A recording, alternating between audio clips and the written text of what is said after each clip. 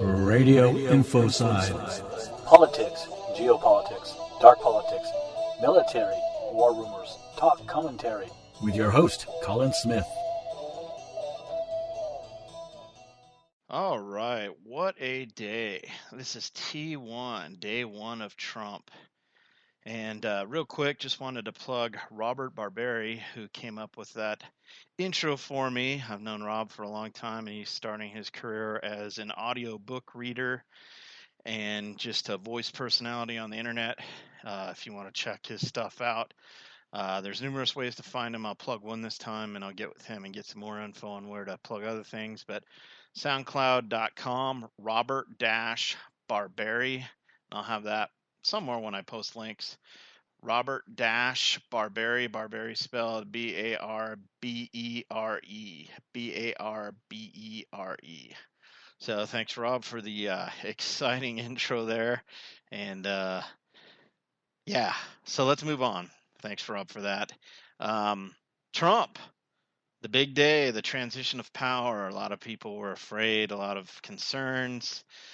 What's the purpose of tonight's podcast? Tonight's podcast will be going over mostly some things that I think are going to be really positive about Trump and some things that I think Trump might disappoint on. And just to know where I'm coming from, I am absolutely pro-Trump. I think that it is an absolute amazing thing that he was able to not only defeat Democrats, Hillary Clinton, and all the powers that be were backing her, but also his own party, the Republican Party, the establishment. Two sides of the same coin that occupies D.C., and Trump cut through them amazingly. I think it's a little bit of divine intervention, and we might talk about that towards the end, but I know that Trump isn't Jesus. I really like Trump. I'm glad that he's in, and I'll talk about why. But I also know that he's human. I know he's going up against a lot of things. I think that his election into the highest office holder of the land, the President of the United States, is going to be really good for our country. But there are some serious things that could flare up, and there might be a few disappointments as well as a lot of good that comes out of a Trump presidency.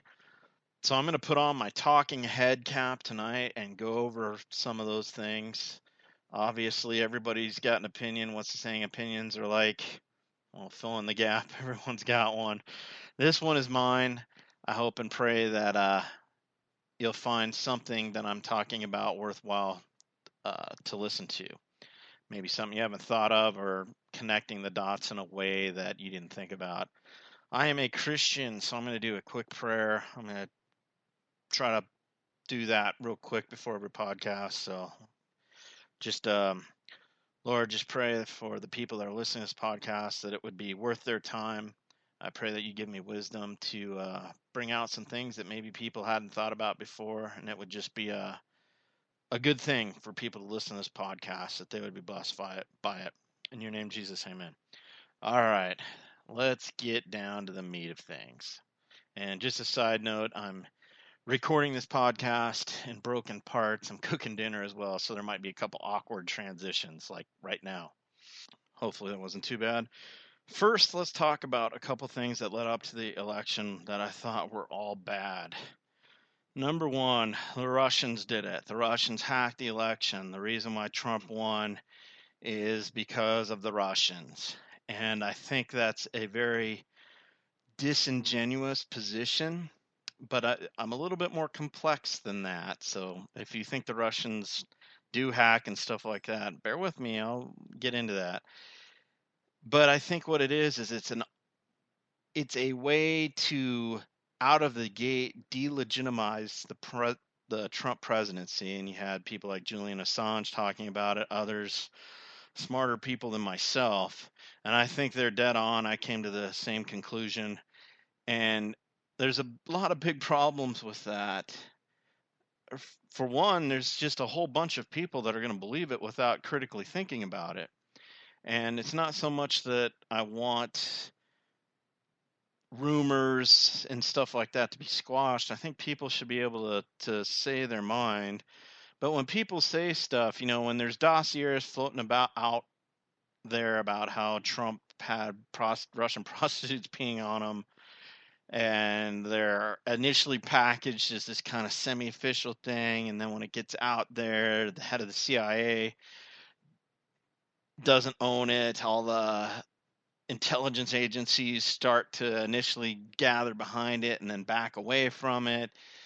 Um, one of the most disturbing things about the whole WikiLeaks and DNC dumps and the Podesta email hacks and all that is there just wasn't really a full-hearted effort on behalf of the Democrats to say that this wasn't true. It's like it was so obvious that the emails that they sent were legitimate that they didn't challenge them until later in the game. A couple people started tossing in comments like, "Oh yeah, not everything on WikiLeaks is true. There's a couple planted things there. You should be more critical," and we should be more critical. But the bottom line is all sorts of democratic corruption was revealed. And for some reason, it's more important to focusing on who the hackers were and not the content of the corruption.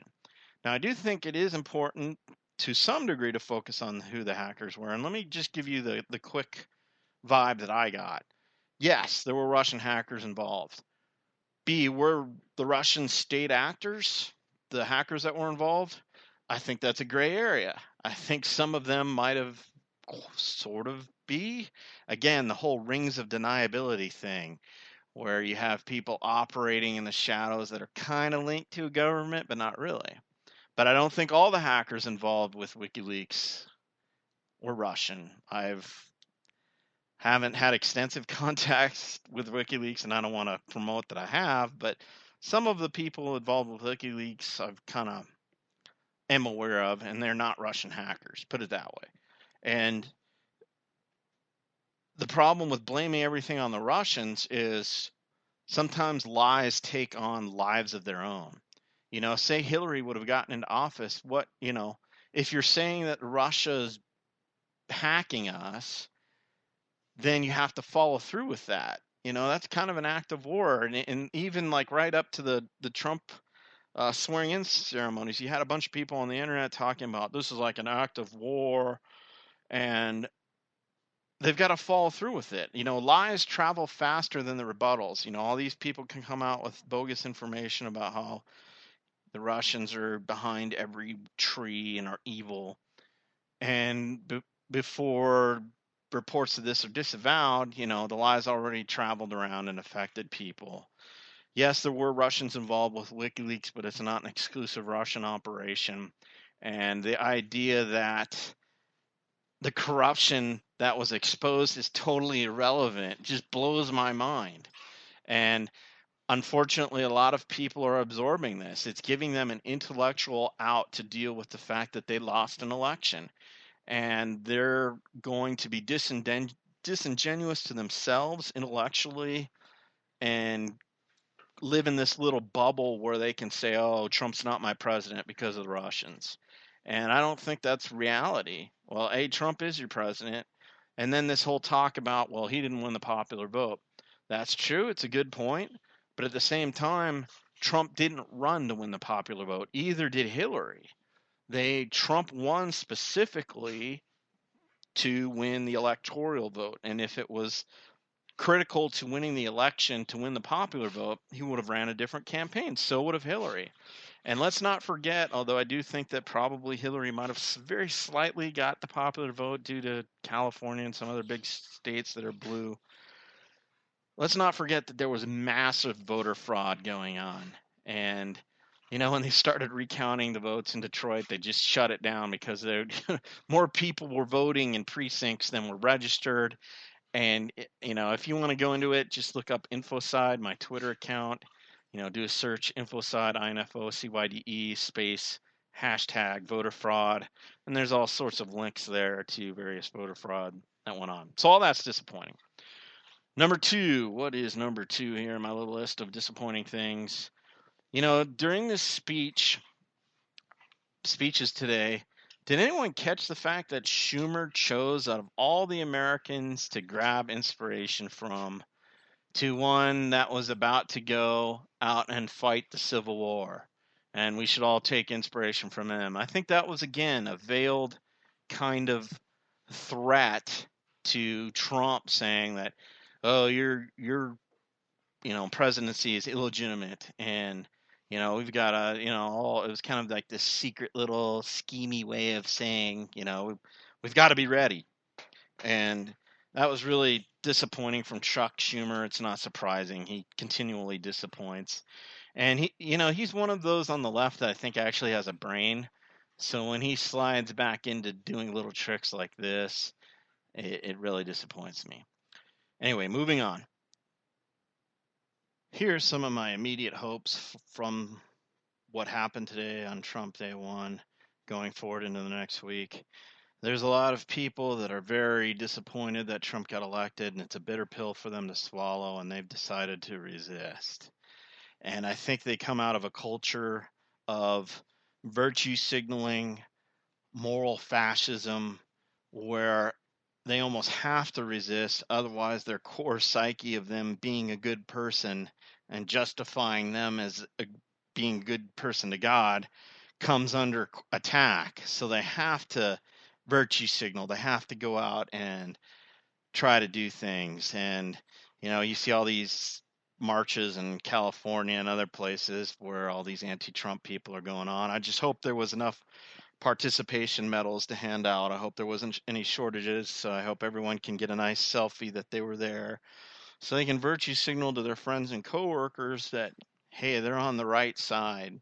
So in places like California, that's very important, and we're going to get into that here shortly. But my hope for the country is, and forgive me if I'm being a little aggressive on those types of people, but I'm not calling it like I see it, is we get some kind of period of relaxation. In the military, up until like recent wars, basically you just were put in a unit, and then those units went out and fought. People in those units got killed, they were replaced, and then they kept fighting, kept fighting, kept fighting. And what they found out is basically the people who survived for a long period of time became like zombies, because they were just constantly stressing, constantly at war. And I think the same thing is happening with our society right now, where we just have the politics are just getting so divisive. I mean, there's some serious issues up for play, so it's going to be divisive. But at the same time, I worry that people are just going to be in this constant state of angst, and it's not healthy for people. So I really hope and pray for our country that we get a period where everybody can kind of calm down. Everybody can take a break. Doesn't mean that, if people don't like Trump, that I expect them to eat their views and go away. No, it's a free country. You go ahead and say your views, stand behind them intellectually, debate, stay within the realms of the law. I've got no problem with that. It's just when people go beyond that there's an issue, whether you're whatever ideological spectrum you come from. But I think we really need a pause. And if you're an ideologue like me, or somebody who's really into politics, or really on fire, my advice for the good of the nation, I'm not saying again, put your views aside, but just take a break. People have been through a lot this election. Again, it's been a real bitter pill for some people to swallow. And just for their personal mental health, just give them a break. Everybody take a break. You're not going to be able to stop Trump. He's going to blow through with a bunch of cabinet positions. Democrats don't have the numbers. Trump's coming in hot, so to speak, where he's going to have a lot of momentum, where he can push stuff through. And it is what it is. And if you go up against that, you're just going to dash yourselves to pieces. Why not take a break, let the nation heal, recover for a little while, regroup, and then go after Trump on issues that are well thought out and not emotionally reactionary, would be my advice, although I'm sure no one's going to take it. So that's my hope. And I also hope that just Trump is awesome. I think he will be. I hope for our country. I hope for the world that he does a lot of good things. You might think that he's a total disaster coming in, but as one person put it, I think my wife put it this way, is that, we're all on this boat, the Titanic, and some people are saying, hoping the Titanic hits an iceberg. Trump's in charge unless you somehow think you've got the political power to remove him. And I know there's a certain segment that does. He's going to be your president, and his actions are going to affect you. So it's a good idea to hope and pray he does a good job. My opinion. Anyway, let's move on to some things that I think are going to be critically important and good that Trump does. And I think I'm going to lay out a list of things that I think Trump is going to kind of waffle and be a little disappointing on. Again, if you're a Trump supporter, hear me out. If you're middle of the road, I think you'll find this the most interesting. And if you're a kind of left-wing ideologue, just hear me out. I think you'll gain some perspective here, I'm hoping, and I think you'll agree with my points. And some of the points that I'm going to list as negative, I actually personally think are positive, but well, you'll understand when I get there. So let's go through them. First of all, the positive things that Trump is bringing, that Trump stopped, or rather, bad things that were coming that Trump stopped. Here we go. Number one, I think Trump is going to really crack down on executive overreach. And it'll be interesting because he might actually use executive overreach to crack down on executive overreach. I think a lot of the things that Obama has done behind the scenes through executive orders, memorandums of understanding, and guidance policies. And again, a lot of people on the left will take this cursory look and say, well, Obama didn't, he actually signed less executive orders than Bush. Yeah, by like 5. I think both of them are like in the 280, 290 range. Be a brain and verify that for me. It might have been true in a pure sense, but not in a sense of what people mean up till recently. But as Obama's been going out, he's been using that pen and the phone.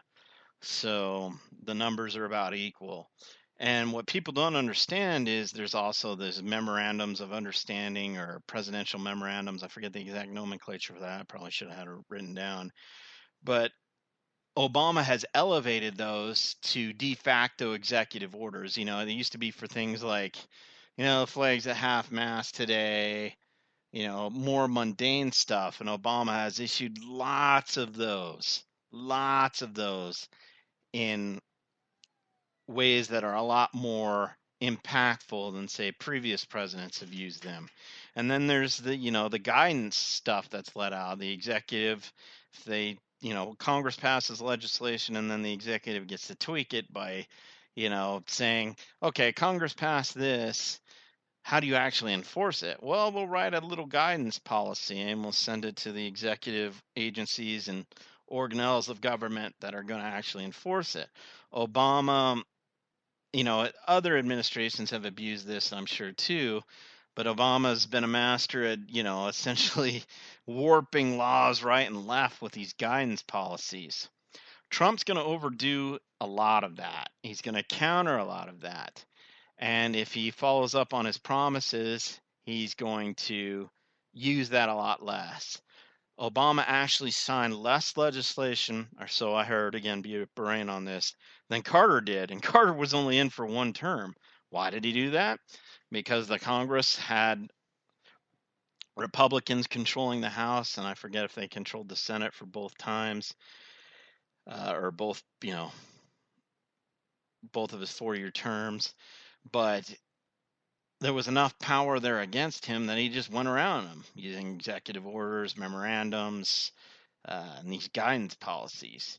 I think Trump, number one, he's in a better place as far as having Republicans in control of both the House and the Senate, even though there's a lot of establishment Republicans still there. There's the Paul Ryans, which I really think this guy is a snake, and others that if they can get away with it, they will absolutely side with the Democrats, McCain, others, to stop Trump's agenda. That initially they'll be kind of quiet, but they're there, they're waiting, and any kind of weakness they're gonna pounce out.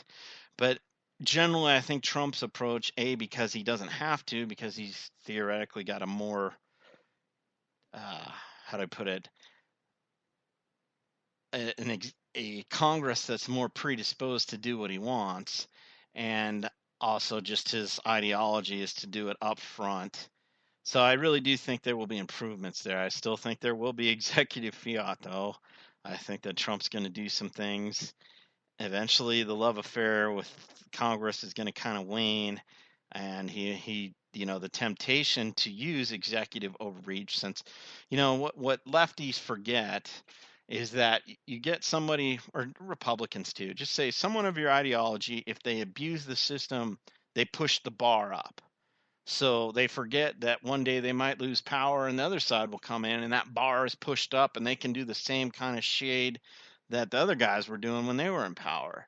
So that is an option for Trump, but I think he will use it less, my opinion. And he's also going to roll back stuff, and he's going to put in people in charge of executive agencies, EPA, other areas that are going to be less inclined to write law, essentially, because that's Congress's job, that they've abdicated. It's legal in some ways, obviously, to abdicate regulatory power to agencies, but a lot of these agencies under Obama have gone above that, what their initial statement of purpose is. And I really think Trump's going to rein that in. I think that's a good thing, and I hope he does it a lot. I don't see perfection there, but I do see a lot of improvements.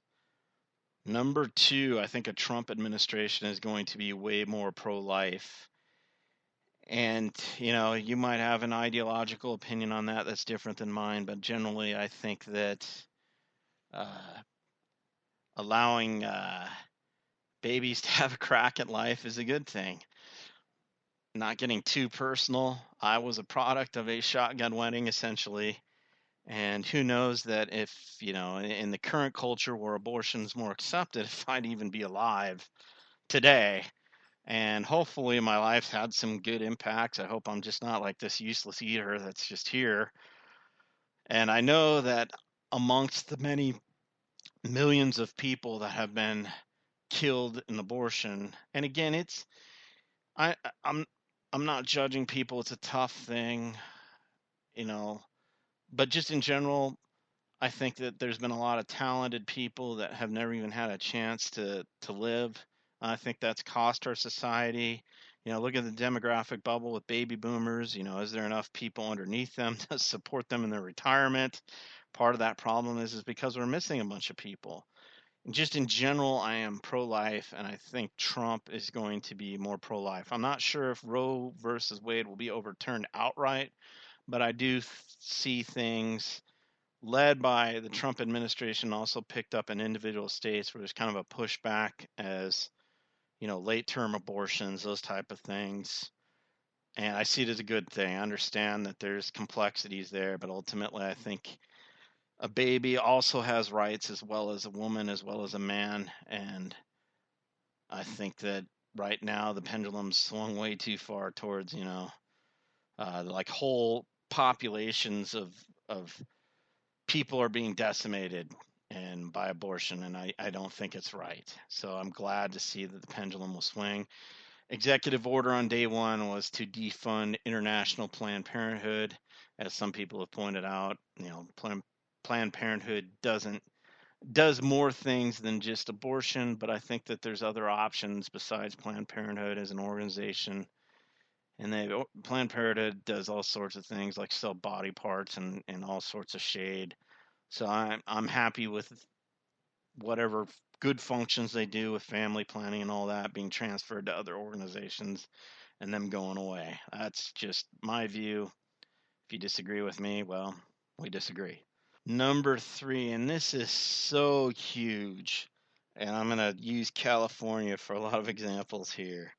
The nipping of the politically correct liberal fascism that was growing and threatened to really stifle free thought. A lot of people that voted for Trump were voting for a giant, for lack of just a giant repudiation, we'll just say it correctly, of that.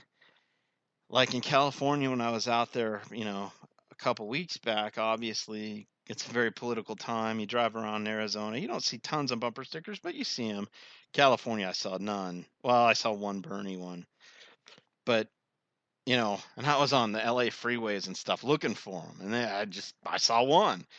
I think people are afraid, even though the state swings blue, there's still a very sizable percentage that's conservative there, although a lot of them are exiting California. And they're like actually afraid to put pro pump, I'm assuming, pro Trump bumper stickers on their cars because the psychotic fascist left snowflakes will, just saying it like I see it, will destroy their property. There's all this stuff where people would put up like hunter cams where that are out, you put on trails to catch wildlife as they go by. They'd put it on their signs, and the neighbors would come up and grab the signs and destroy them, the pro Trump, elect Trump signs. And just there was this whole mindset. Like, I had a friend from high school who befriended me on Facebook, and I put a couple pro Trump things and basically said, gee, I remember you as a nice guy, you were a good guy, totally insinuating that anyone who voted for Trump is a racist, bigot, homophobe, hick, flyover state a-hole that California needs to exit from and distance itself from, because all those people are scum and they're righteous and they're good and they know what's best and they have all the facts because they listen to a slow talking NPR person who talks slow and sometimes people with English accents, which makes them just gods of the facts on things. And there's just, oh my gosh, it's like that Cartman cartoon from South Park where he wears a spacesuit to go into California to, keep him free from all the smog from all the people bending over and making all these statements about how great they think and how great California is and smelling their own farts and just getting high off of them. Cartman goes through as a spacesuit. And that kind of fascism where, I mean, you have to virtue signal. I was brought up in California, so I have lots of relatives back in California, and I see this fascism, this thought, political correctness, just seeping into how they think. They have to virtue signal. If something happens, they have to go. It's like they've got to assure the herd that they're, one of the herd. We got to go out and say, "Oh, the Trump's such a bigot. I hate that guy." And it's like they don't even think about it. It's just like, and then their friends will like, and it's all good. But it goes beyond that. It goes into the job thing. My friend, he worked for Apple. That one guy who befriended me and then gave me some kind of like, oh, you vote for Trump. I remember you were a good person. Kind of insinuating like, what happened? I'd rather than get into it, I just said, hey, dude, I remember you as a great guy too. Look on your Facebook, got a family. It looks like you're doing pretty well for yourself. I'm glad for you. And then I defriended him because I can't deal with that stuff too. Because I was triggered during this election as well. That's why I think everybody needs to have a cool down thing. But it went beyond just, virtue signaling to friends and stuff. It's starting to get into employment where now employers are searching your social media. And if you have politically incorrect stances on your social media, like, hey, I like Trump. An employer might go, I don't think he'd be a good fit for our Logan's Run Silicon Valley startup where everyone's under 25 and knows everything that goes on in the world politically, you know, has this great vast wisdom reservoirs of life experience to know what a psyop is and what isn't. I'm being facetious or whatever term you want to use there, but Trump winning is a bunch of people, especially from the middle of the country, just saying, no, we're not going to play that game. And I think that's important. Even if you hate Trump, even if you think he's a disaster, I think it's important that people be able to speak their minds. That's part of freedom of this country. That's one of the great things. And we can have this kind of soft peer pressure fascism that grows up and controls people. We can still have all the laws saying, yes, you're free. Yes, you do this, blah, you can do this. You can practice your religion. But in reality, if there's all this peer pressure and if all the people in charge of hiring other people, the people in charge of, like, say, giving, gun permits or deciding whether you should be scrutinized more in the surveillance state that we're building, if they're all left-wing snowflakes, y- there's a soft form of fascism where it doesn't matter what the law is. If you step out of line, oh, people got a virtue signal against you. Oh, I didn't think I thought you were a great guy. You're one of them, And Trump being elected just puts a fist punch right back into all that stuff. Now, all the crazy people in California are going to do what they're going to do, but the rest of the country, it's like building a wall, another metaphorical Trump wall, to kind of keep that from seeping everywhere else. And I think that's so important. Being able to say your mind, you know, people have bad thoughts, obviously racism's horrible and other things that people can say are horrible. But, it's better that people just are out in the open with themselves and be who they are and rubbing into people and debating in a respectful way. Like, what was that one guy recently? There was an article about this black guy who won over like over 100 Klans members by just engaging them, showing him that he was a good guy and winning him over. I wish I would have had that link. If I find it, I'll put it in the links. But if all those people who are secretly racist are pretending that they're not and hiding it way deep inside because of all the peer pressure fascism, all those things will never work out. And so what that peer pressure fascism does is it doesn't change the nature of man.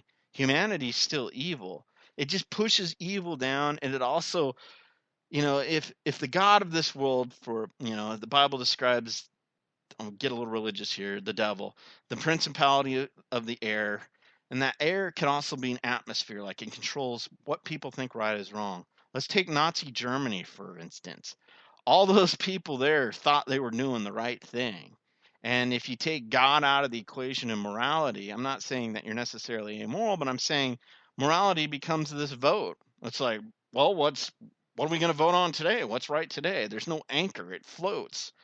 And this moral fascism of California, a lot of it is evil. A lot of that, I think, is principality of the air. It masks itself as good. It masks itself as righteousness. So people will buy into it. I think deep down in all of us, and this is just my opinion, you can challenge me, great.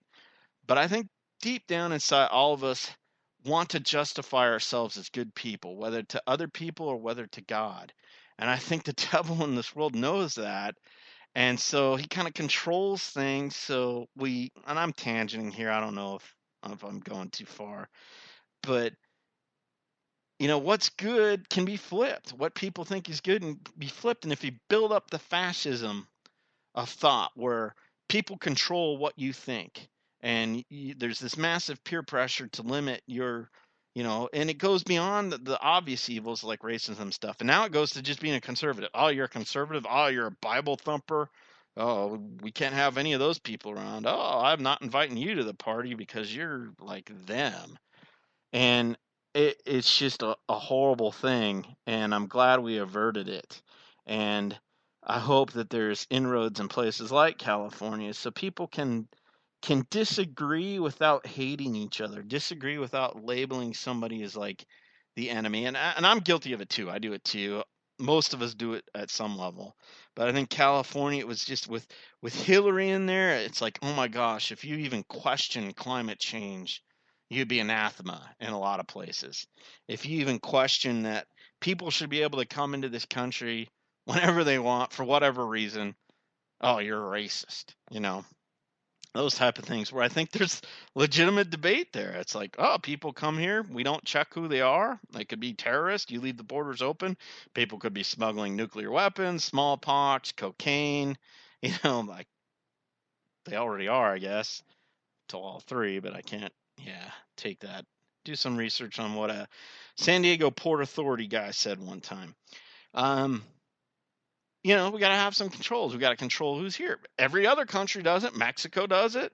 Canada does it. Every other place does it. It's not racist to want to have control of your border of who's coming in or out, and just to the left just being able to just use these key sins of political correctness, racism, climate denial of climate change, just labeling somebody that. Well, somebody goes, well, gee, only man-made carbon emissions only account for like 0.04% of the carbon that's out there. How big of an impact are we actually having? Oh my gosh, you're anti-science, you're evil, you're going to ruin the whole world. You're going to enable big gas companies to just keep pumping pollution out. And oh my gosh, just one more little tangent here about climate change. One of the things that really irks me is, well, there's two things. One, how much of climate change is due global warming, global cooling? It must be nice to say whatever weather event that happens in the world is evidence of your your pre-packed conclusion. It gets too hot. Well, that's global warming. It gets too cold. Well, that's actually global warming too. It stays the same. Well, that's because of global climate change, anthropomorphic global warming. It just changes out in different areas because of things. And there's that whole thing. And I'm not taking a position though. I think you can guess what mine is. But then there's the whole other thing. It's like the solution for this stuff. Well, where's the solution going to come from? It's going to come from the minions of the people that caused all these problems. The very rich, the very elite who own all the corporations and stuff that are polluting to give you stuff are the same people who are funding all these people who go to Davos and their little secretive, semi-secretive meetings where if you're not on the invite list, if you can't afford your personal jet to fly you over there, you ain't invited. And then they kind of quasi illegally meet, especially Americans, due to the Logan's Act. And then they come back and disperse and through all the executive organelles. And without really debate in Congress with the American people and law, they just kind of go ahead and enact what they talked about in Davos. And you don't need to, know about it. Classic New World Order kind of societal change techniques. Anyway, I'm tangenting here. I'm just so glad that the fascism that was brewing got pushed back a bit, and I hope it continues to roll back. I'm not saying that all of political correctness tenets are wrong. I'm not saying they're right either. I'm just saying I want people to be free to think what they think, say what they say, and then have the marketplace of ideas decide, you know, let's logic it out. And I also kind of like the idea of a morality that's based on an authority higher than let's vote for what's right today and what's wrong. And that's a whole nother ideological podcast. So when Trump getting in there pushing political correctness back, I probably could have said it in one sentence like that. Wouldn't have been as fun though. I'm glad. Sigh, I actually stepped away for a second. But let me flush out the climate change thing a little bit more. Again, I talked about the Davos guys, which are basically punks of the elite, deciding the solutions. Now let's talk about what the solutions are. Well, we need to move to post-capitalism. We need to move everybody into mega cities, and everybody's going to live in a little hovel and have, their calorie allotment. They're going to have licenses to reproduce, and we're going to live in mega cities, and then the rest of the world's just going to be this green Gaia. And then the elites on the side talk about how there's too many human beings and we've got to limit the population. Of course, they're not talking about themselves or their children, it's you. And the psyop's going to be so bad that people are going to willingly do it. It's like, oh, I can't have kids. That would be bad for the world. And the elite are like laughing at them. Or I can only use 2 kilowatts of power, an X amount of time because it's bad for the world. So I'm going to sit there with my low powered piece of crud little computer in my little green hovel with the heater not being allowed to be turned above 55 because I'm saving the earth. Well, the people who sold you this idea are living in massive mansions, heating empty rooms, flying around on private jets with carbon footprints 20 to 100 times what you will ever do in your life they do in like a couple months. And the solutions, why are the solutions always, well, we got to live in a post-capitalistic world, we got to form a global government, and I'm going to say this facetiously, and we got to have Satan take over. That's not actually what they say, but it is global governance. getting rid of sovereignty, getting rid of rights, because you're, you know, this being that's taking up their resources because they've appointed themselves the guardians of the world. They're the ones with the brains. You're a stupid little serf. So that whole mentality just coming off the bat is wrong. And, you know, that's another thing about the whole government concept of whether you're a serf or a citizen. And so let's call number 3 that Trump's going to bring a little bit more rationality into the climate debate. Today on the website, all references to climate change were scrubbed on the whitehouse.gov site, I believe it was. Some people are going to be really upset about that. Oh my gosh, Trump's going to keep polluting. And if you believe, you know, the threat's so great, we don't need absolute proof that anthropomorphic global warming is going to destroy us all. You know, the threat's so big, we can't, cross every T or dot every I. We got to move now. We got to create global fascism now. We got to move people into mega cities, into little huts. We got to cut down their food consumption. We got to make them eat crickets for their protein. And we're going to, not let them turn up the heat over 30 50 degrees, and we're going to spy on them. We're going to watch them through smart cities and the Internet of Things, so we'll know when they're using their washing machine too much, and we'll fine them. All that craziness, which is kind of where we're headed. The Trump team's going to come in and be more rational. So let's call that number 3. Number 4, and these were both things I hadn't listed, but Trump's going to view people more like citizens rather than serfs. The typical progressive Hillary Clinton, Obama idea is that they're smart, you're this needy little child, and they're going to provide you what you need, regardless of whether you think you need it or not, because they know best, and they're God's gift to us all, and they're going to, take care of you. It's always played on fear, like, oh my gosh, you won't have health care, you won't have this, you won't have that. But don't worry, mama government's going to step in without you really having to do a thing, and mama government's going to take care of you. And Republicans do this type of thing too. It's not just related to, it's basically anybody in power who wants to get votes will bribe you. And Trump, as an outsider, I think that he is kind of patriarchal in the sense that he thinks Americans are getting screwed, and he's going to try to change that. I do believe that he's really going to do that. So he is patriarchal in the same way, similarly as the left is. But I think he's giving the American people a lot more credit intellectually, what they can do if given a chance. So the whole mindset's different. The mindset where a progressive in charge is going to try to make sure that you do everything right, and they're going to provide help to push you in the direction that they think you should go. And they're going to make sure you do it how they think it should be done. Where I think Trump's more of conservative libertarian on that, where it's more like, let's let people figure it out themselves. Yeah, we'll try to help them with promoting the common good rather than providing the common good. Helping the education system. I think Trump's going to do a big job there, if you want to call that number 5. He's going to clean up the education system. He's going to go after the progressive industrial complex. Actually, let me not tangent there yet. But I think, we're being looked at more as responsible adults, and I think that's a win.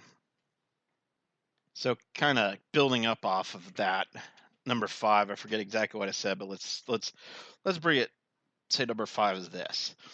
It is destroying the media Hollywood academic complex. Not destroying it, but curtailing it. The media was just getting too comfortable with the Obama administration. There were a lot of ways it was co-opted. I'm going to do a little tangent here. What I think are some of the problems with American media, and it's not just, oh, they're liberal. It's more complex than that.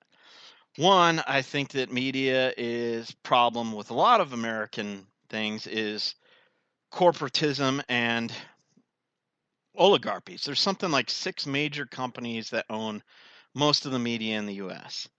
And in this global technocracy that everybody's trying to build, that Trump is actually going to push back against, that we'll talk about, you have basically a reporter is just a tool. And if you save money by paying reporters less and giving them less resources, you maximize profits. So I think there's been just a general corporate profit thing where reporters are hired cheap. They're often hired from families that can afford to support their kids in their careers for a while. You know, the DC blue bloods and elitists from various places, their kids go to some of these elite universities, graduate, and they can afford to make $25,000 a year and still go to their vacations in Europe. So, but there's a lot of them that can't, and so they don't have a lot of resources. And the newsroom isn't like it was, where they're helping them develop sources independently of government. They're giving them, resources, mentoring, and all that. It's kind of like you're this young person, you're kind of thrown to the wolves. And guess what? Big corporations and the federal government knows that. So they're like, hey, we'll step in. We'll provide you with leaks. We'll provide you with resources. You just got to kind of play ball. If you play ball as a reporter, we'll invite you to all the cool parties where we're going to have various members of the executive branch where you can meet them, cultivate, relationships with them, and they'll occasionally maybe kick you stories. You don't even have to work at it too hard. You can rub shoulders with those in power, you establish relationships. But there's a catch. If you quit playing ball and towing the line, all of a sudden you're not going to be invited to those off the record press meetings. You're not going to be invited to the balls and the socials. And other reporters will get the hint that you've been blackballed, and they'll quit hanging out with you, quit looking at you as a source, and kind of distance themselves from you because they don't want to lose all their access to government. So what happens is, because of corporate control and less support for true journalism, and thank God for the really good journalists that are still out there, it allows corporations and government to kind of fill the gap, and that gap filling is used as a means of control. And again, we see a lot of permeable ability, if that's a word, between the press corps, the DC press corps, and Washington, D.C., where somebody works in the press for a while and then they go over and get an administrative position. Nice reward, right? Or somebody's married to somebody who works in the administration, but yet is supposedly this independent thought leader on the outside in the media. That just doesn't happen. I mean, you can have disagreements at home, but if you're just totally, like, if one person does something that would destroy the other person's career, I guarantee you that ain't happening too much. I mean, it probably happens sometimes. So again, there's this blurring between the fourth estate and the administration. And luckily, and this is a good thing, the left hates Trump and non-globalists so much that there's going to be, again, a wall set up between the fourth estate and government, and that's a good thing. And the press is going to annoyingly, viciously fall back into its role of questioning everything that Trump does. But Trump's going to have some tools of his control too, where he's going to use his power to try to assert control of the media in different ways. It's going to be the Axis way that Obama used. Maybe not the incestuous relationships, but he will try to control Axis as a means to control the media, and he's just going to bypass them. In the technological age now, I don't need a talking head to tell me what Trump said. I can just go to Trump's Twitter account, YouTube, see what Trump said myself without having somebody psyop it and feed it to me. I can just, get it myself. And Hollywood is just going to be shamed. A lot of people have come out, but Americans are kind of ticked off. So when a Hollywood person comes out who really has no business talking as a political expert, it's like they can act. In the domain of acting, they are good. When? And then they try to transfer the credibility cross domains, where they transfer the credibility of being a good actor and the positive feelings that people have semiotically, they move that over to political speak when they're a lot of them don't have college degrees. Not that college degrees make you a great thinker. Some of the people, even Rob Barberi, who did the intro to my podcast, are great thinkers. And I don't know if he's got the full 4-year degree. He's got all sorts of certifications and stuff. A lot of people I know don't have college degrees that are way smarter than people that do. It's just kind of life circumstances. If, you know, your background, were you able to get help going to college? Did you want to go to college? What were your blah, blah, blah. But the idea that, Hollywood's going to be much more accountable when they step out. They're not going to be able to hobnob with the media and government so much. It's people are going to really start holding their feet to the fire under a Trump administration. I think that's a good thing. Excuse me. Also, the academic component of it, where a lot of colleges that with liberal arts degrees are just turning out snowflakes. Parents are failing in this society, turning out kids that are uh, not all. I mean, I know some millennials that are great people, but some of the ones I'm seeing out there are lost. They need help, and the parents are turning out people who've never really been challenged. The schools are kind of pressured into just, if you're going to a rich district, there's all this pressure to go to a good school. So there's a tremendous pressure on the teachers to pass, even elite students to give them good marks. Because if they give them a B, that could affect what college they go to. And then the federal government, as far as funding and stuff, there's all sorts of pressure on the schools dealing with students that aren't doing so well to kind of cover things up.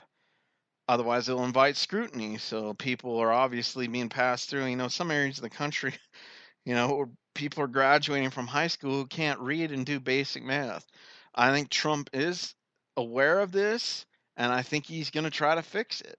How far he gets, I don't know. What tools the federal government? I mean, obviously the Department of Education. He did hint at early on that the Department of Education needs to go.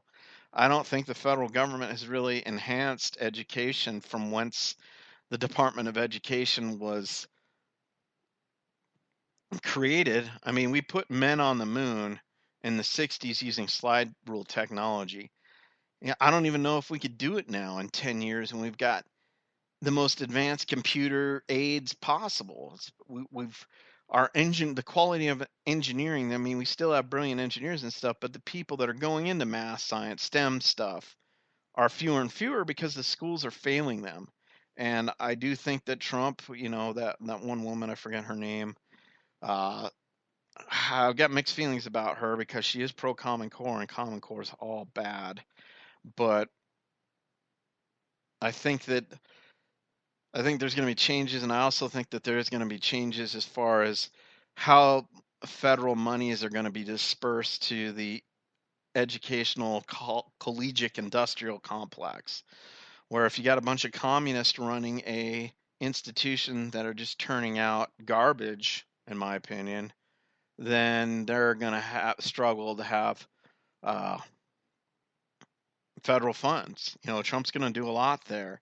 And there's going to be a little bit of second guessing these ideas where Hillary Clinton can go to a college and give a 20-minute speech and get paid, $200,000 for this 20-minute speech while the student's tuition is continually going up. That type of thing isn't going to be overlooked as much as it was before, and I think that's a good thing.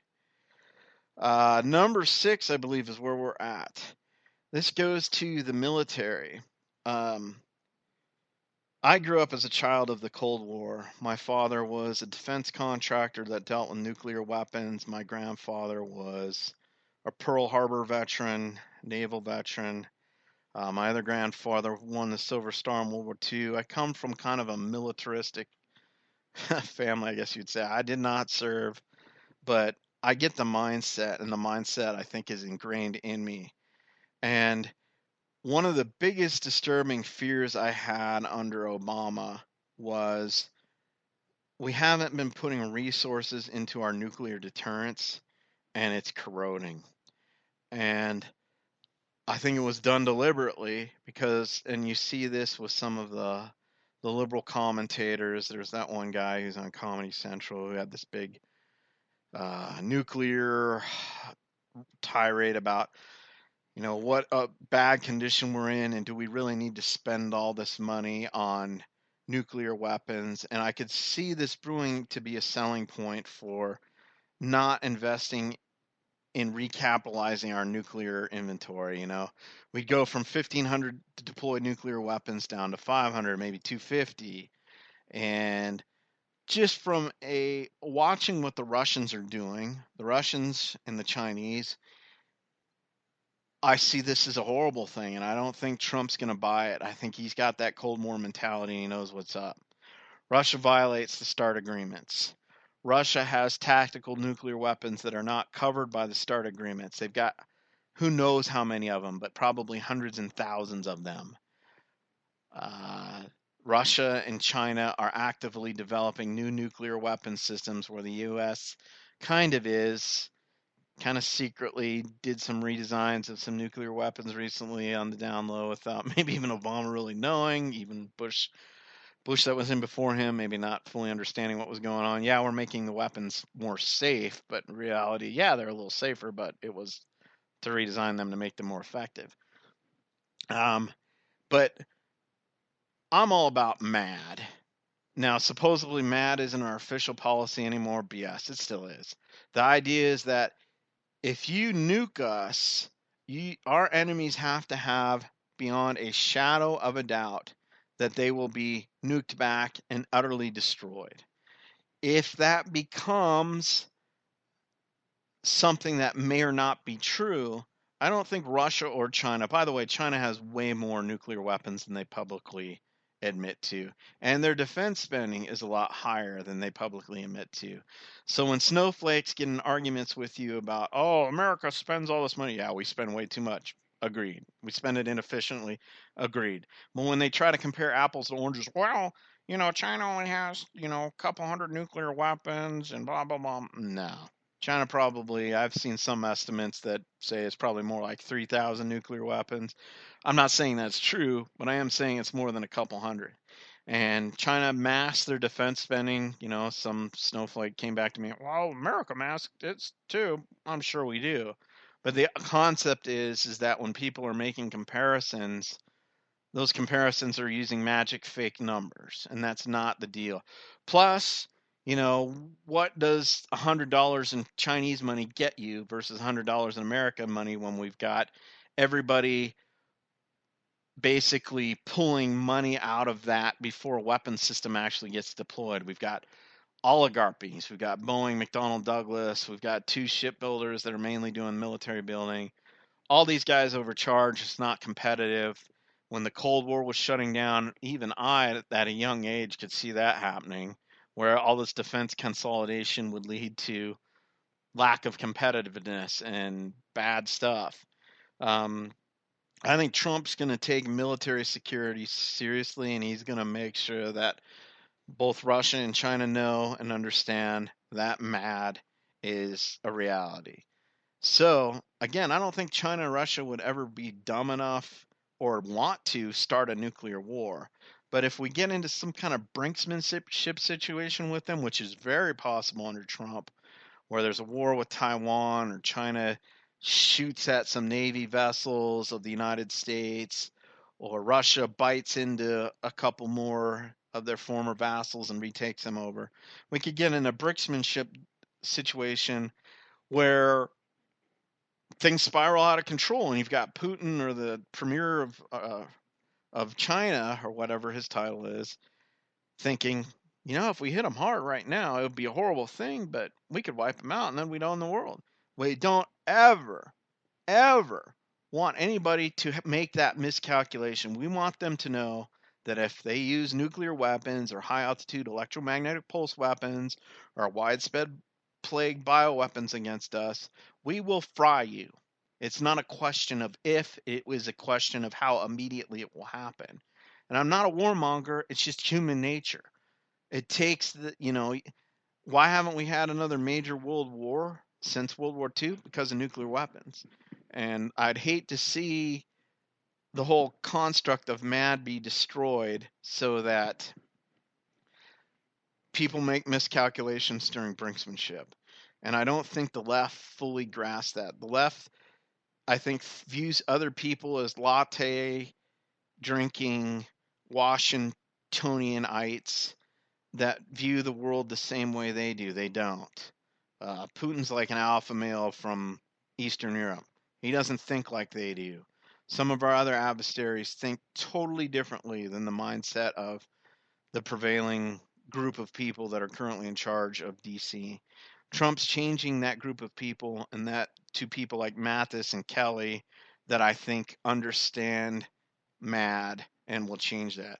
And also, basically, we've been flying around, I like what ELP on Twitter calls it, Operation Useless Dirts, where we're going around using weapons that were designed to fight the Russians and win a Cold War that cost tens of thousands of dollars to operate in an hour, to drop $1 million smart bomb on people with a $100 AK-47 hanging out in a $100 tent.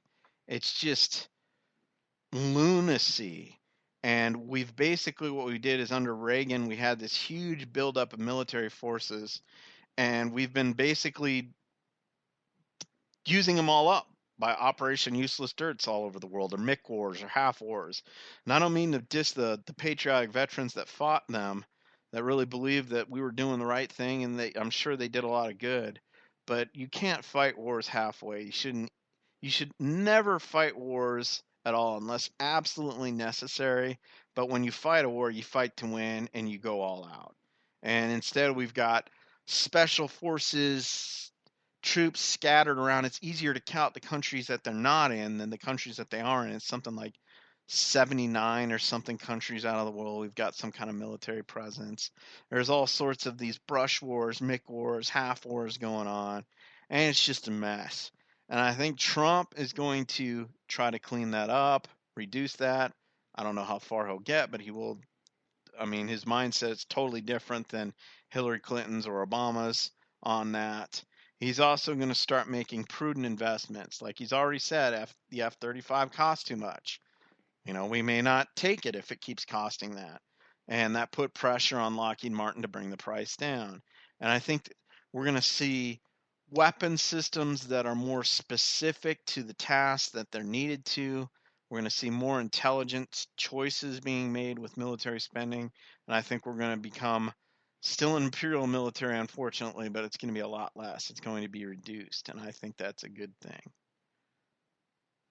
Okay, a thought just hit me before I move on. Again, I got to come back to this climate change, and I got to come back to political correctness, fascism. On climate change, another thing that annoys me about it so much is it's all about, anthropomorphic global warming or global cooling or whatever it is. And it sucks up bandwidth. This could be a non-problem, a minor problem, or a big problem, but it's not the only problem. What are some other ecological problems that are catastrophes? The extinction of species. Some of it's from climate change, some of it's from deforestation, you could say. And those are issues. The idea of plastics becoming part of the food chain that's basically destroying fish, that's destroying birds, and is slowly working its way up to the food chain. I mean, you talk about a serious catastrophe. That's huge.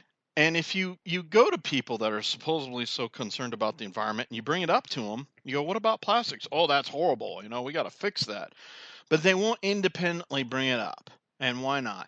Because part of the fascism of political correctness is setting the agenda. If you give into it, you don't determine what you're outraged at and when you're outraged at. You outsource that to thought leaders. Thought leaders decide, what strings to pull in your heart and when. You give it up. So climate change, why is that pushed as a threat over all these other things where there's way more evidence that those things are going to be immediately impactful, like plastics in the ecosystem. Another one is everyone's so hooked up on drugs and medications and stuff that when people piss, it goes in, to the system, the sewage and stuff, but it's also leaching into the groundwater and stuff, and basically, and into the ocean, where now fish are having, barbiturates. The water supplies are becoming contaminated. All these other issues, but global warming's the one that's, we got to meet in Davos to figure out. Why? Because if you go to thegreenagenda.com and you read the Club of Rome reports that came out in the late 60s, a group of elites saying, well, what can we use to unite humanity to, jump through the hoops that we want them to jump through? Well, we need some kind of a threat. What would that threat be? Global warming, the green agenda. Research it yourself. It's right there. And if you don't want to go into the conspiracy aspect of it, just basically they're setting an agenda that ignores all these other things.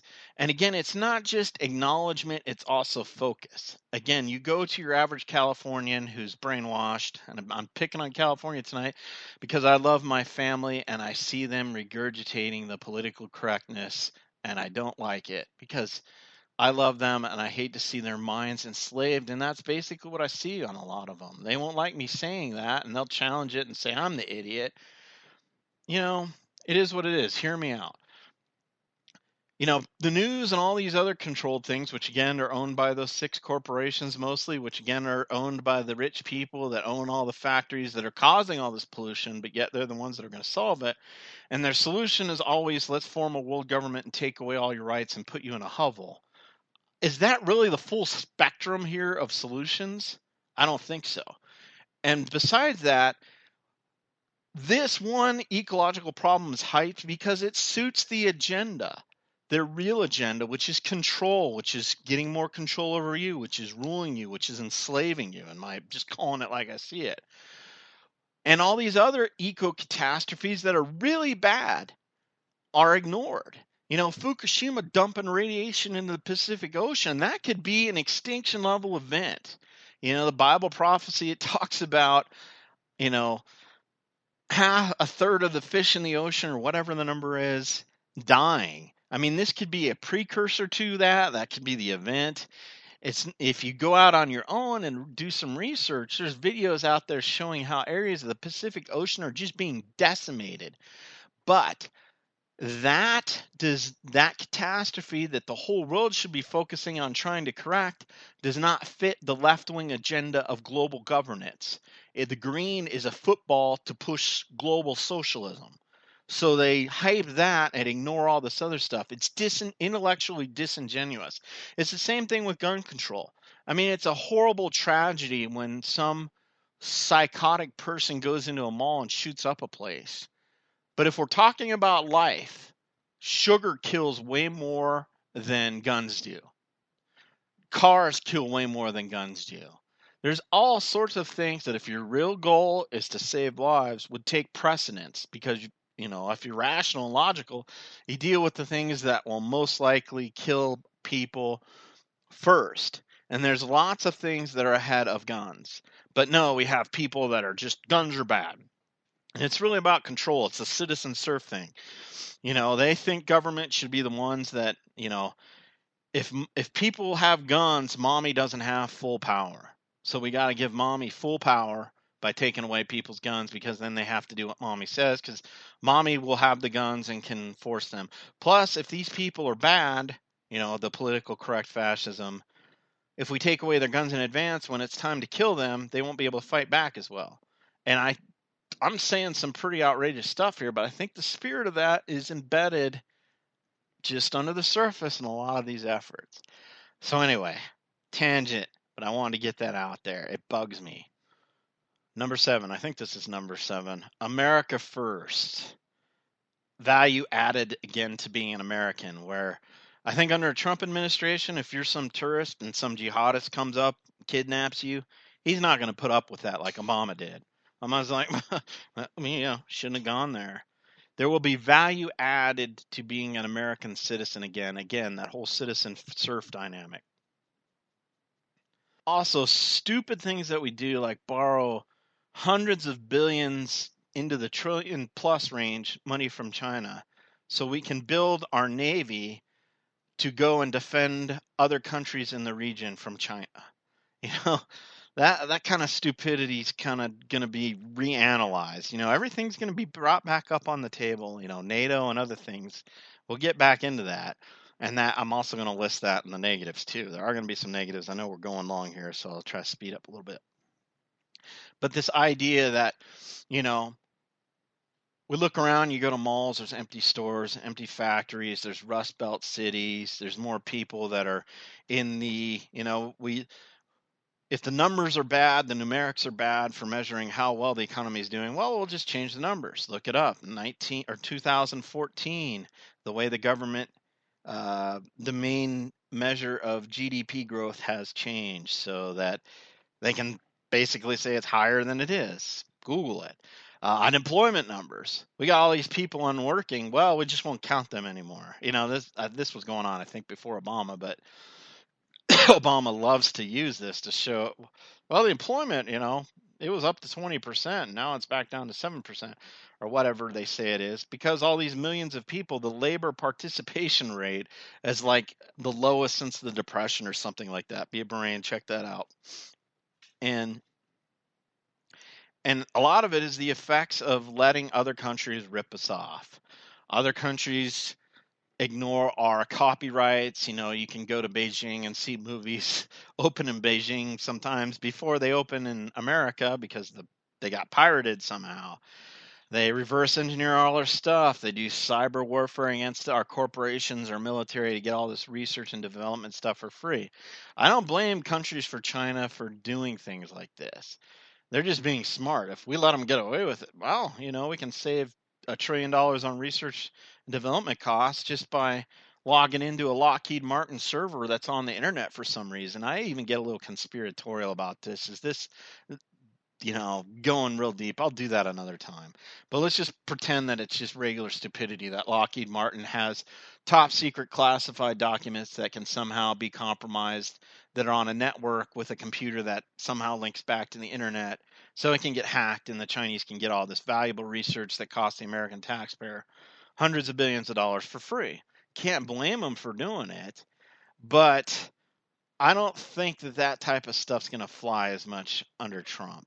And the whole trade imbalances where we have countries just ripping us off. I remember reading books in the 80s talking about, like, say, Toyota trucks. Toyota trucks aren't really trucks because if they were brought in as trucks, they'd have to pay this import duty. And so they're brought in as cars. I don't know if this is still the case. And, a lot of people, which is anti-competitive to American truck builders because they're sold as trucks and the trucks have to meet all these standards that if they're brought in as cars, they don't. And, people say, well, a lot of people will buy American cars in, say, Japan because the steering wheel's on the wrong side.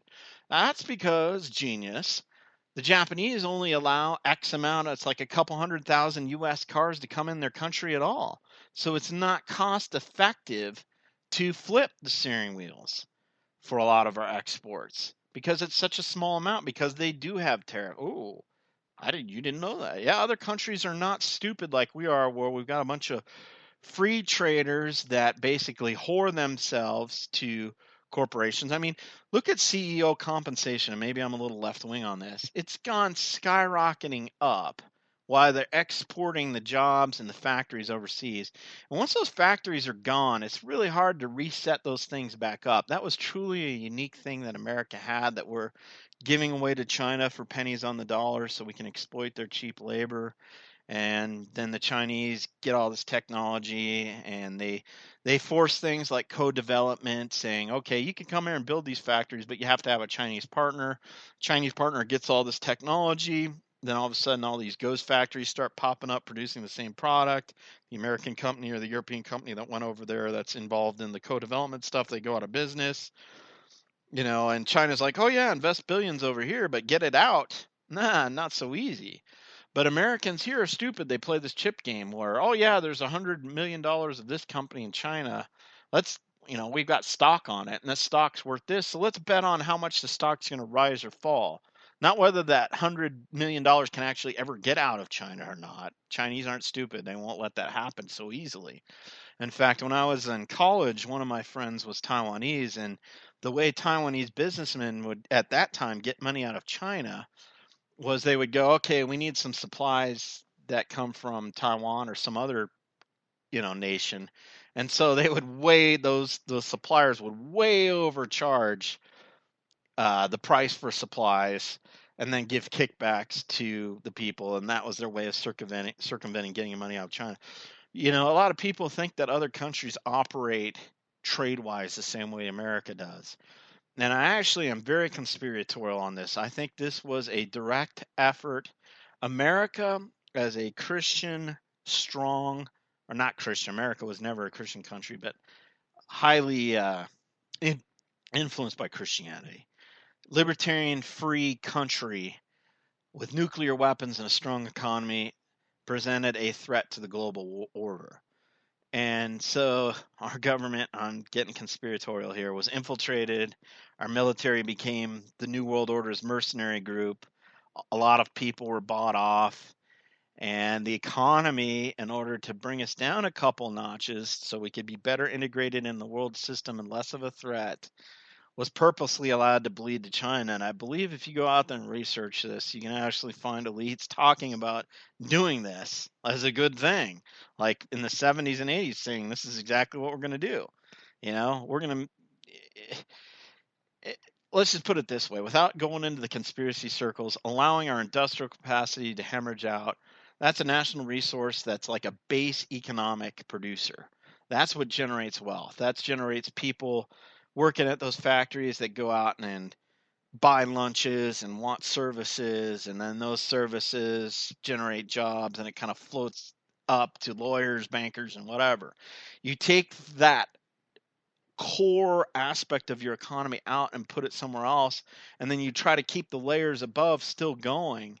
I just don't think it's going to work, and I don't think you can be an industrial power if you can't build things very well. It doesn't seem to work that way. And I think Trump knows that Cold War mindset, and he's going to fix it or try to. He's going to meet. That's where he's going to meet a lot of resistance. But it's going to be no more business as usual. Or if Hillary got in, it would be globalism, more loss of jobs, more factories going overseas, more talking heads telling you how really it was a good thing because you can buy stuff cheap at Walmart. Where I look at things like Walmart as a negative feedback loop. People buy cheap Chinese goods from Walmart, and then the companies in the US that would have made similar products that are often higher quality because of labor laws and all this stuff, they can't compete with China. So those companies go out of business, and then there's more pressure on the workplace and the workforce because there's more people competing for scarcer jobs, which pushes wages down, which also makes people look for buying cheaper stuff at Walmart even more.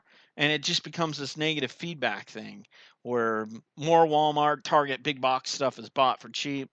More American companies go out. There's less American jobs. People thus are competing more, which drives prices are down for the jobs that do exist.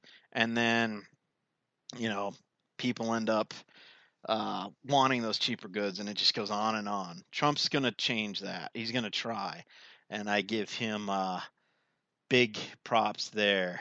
Number 8, I think that under Obama, with the victimization mentality of you're Hispanic, you're black, you're basically anybody who's not a white middle class person has somehow been victimized, and I don't that whole victimization mindset is what's causing a lot of the snowflakery that's going on with people, wanting to go in and graduate with degrees of, in ethnic studies and all that. I mean, a small percentage of people doing that is fine, but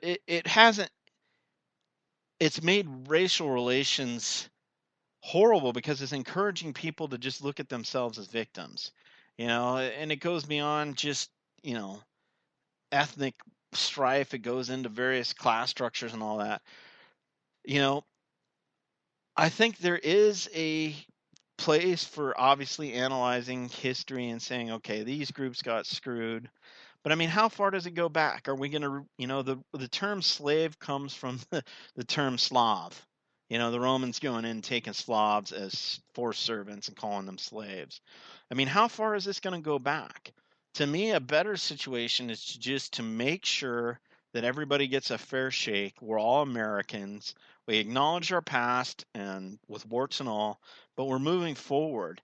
And I think people were improving. I think one of the things that's encouraging under Trump is we're going to see the rise of non-gringo conservatives that are rank and file. Before you had a couple people that were, say, academics that were extremely conservative, like Thomas Sorrell and stuff, and kind of paraded around, but then we're really mainstream. I think there's going to be under Trump mainstream Hispanic conservatives, mainstream African American conservatives, mainstream white or gringo conservative, whatever. There's going to be this conservative movement, and it's going to be much harder to play divide and conquer on people. They're just not going to take it anymore. They're not going to buy it. It's like we're all Americans. There is opportunity here. Let's fight to keep those opportunities open. Let's do challenge things when there is racism and stuff, but it just the left just being able to go up and say somebody's racist without any evidence or any thought at it, just hoping to tar them with that stigma and to just shut them down isn't going to work. And a lot of it's not going to work because there's going to be all sorts of Americans from different ethnic backgrounds and classes that just aren't having it anymore. And it's not going to be like a few in the scattering elite. It's going to be mainstream America is going to become a conservative bloc that was before it was just, white Christian gringo type people. It's going to amaze the left because the left thinks that if you're Hispanic, you're an automatic vassal of the Democratic Party because it's reverse racism is what it is. They think that they've got to protect you and provide benefits for you. And people are like, no, I'm a sovereign citizen. I'm a citizen. I'm not a serf. And I want to be treated like a citizen. And it's going to be people from all groups. And I think that movement's really going to get kicked off under Trump. And I think that's a great thing for the country. And I do think that the divisiveness of the Obama years is going to roll back. And I think that's a good thing. So let's talk about the bad of Trump, the areas where Trump is going to disappoint, I think. Number one, and I'll try to go through these faster. The surveillance state is not going to be curtailed. Things like the NDAA, little provisions for snatch and grab. Trump says he is the law and order president, and I believe he means it.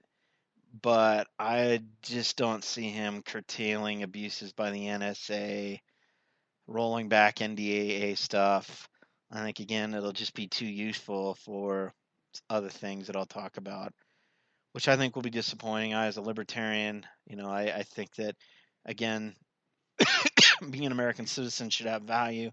And one of those things is setting limits on how our security services as public servants serve us. The CIA recently came out and said, we just came up with new rules on how we're going to monitor Americans and how information can be gathered and shared. That was nice, CIA, but I thought it was the American people who came up with those rules. You being the public servant and we being the boss, shouldn't we be telling you what the rules are and you following? Well, we got to do security. That's fine. As citizens, we understand the risk between libertarianism, freedom, and security, and this is the balance we've chosen that our public servants need to follow. That balance you don't get to decide on your own. You either do it the way we, as your bosses, tell you to do it, or you get another job. It's really that simple, but it's not that simple because, again, there's been this blurring between the serf and citizen. So now we have government agencies that are in the patriarchal or maternal role who think, we got to protect these people because they're too stupid to understand the issues and it's up to us. And I just don't see Trump curtailing that back. And I think that might be a failing, but I don't know. Let's wait and see. Like all these points. Number two, food sec. I did see Trump, put a Kennedy in. It's like, really, there's more Kennedys in charge of something to do. I forget what position it was in the government, but it might have been, what do they call it? Surgeon General. I'm not sure. But this Kennedy that was selected is supposedly an anti or vaccine skeptic. And I think that's great. I'm not anti-vaccine, but I'm not pro taking big pharma's word on everything that they say about vaccines. I think taking too many vaccines at once is bad. I think without conspiracy theorists raising questions about vaccines, there would still be a lot more bad things in vaccines like mercury adjuvants, if I'm pronouncing that right. I don't think I am. Anyway, there's some bad stuff that was in vaccines that conspiracy theorists were like, this was a government plot to, soft kill the population. Maybe it is. Uh, in fact, Big Pharma was held into account and they go, okay, that stuff isn't in vaccines anymore. And your typical Californian leftist who doesn't think much says, see, vaccines are safe now. Well, they forget that hundreds of thousands of these vaccines were produced over the years, and what they did is just take the bad ones and ship them to the third world where they can use them over there. And if no one questions that, because again, it's not an agenda item for what political fascism wants you to jump to at that point in time, you'll be oblivious to it because you've outsourced when you get outraged in it by what? To thought leaders that have agendas that are shady rather than you thinking for yourself. So there's that, but ultimately being a big business guy, I don't know how well a Trump administration is going to police Monsanto, Bayer, who just bought Monsanto, food lab ratting, all this type of stuff. And I think that's important. I mean, you go to other countries. I spent time in Bulgaria. The food there was awesome because it's real food. Here, the stuff that we eat, it's like, it's not real food. It's like made in a lab. And there's a lot of reasons for that. One, just being simplistic. If you're selling a food product, you want it to taste good because if it tastes good, people buy it.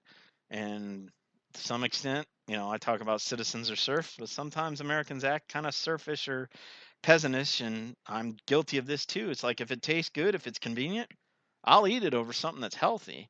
And I do think we need a little legislative help there. That's maybe where I am a little hypocritical.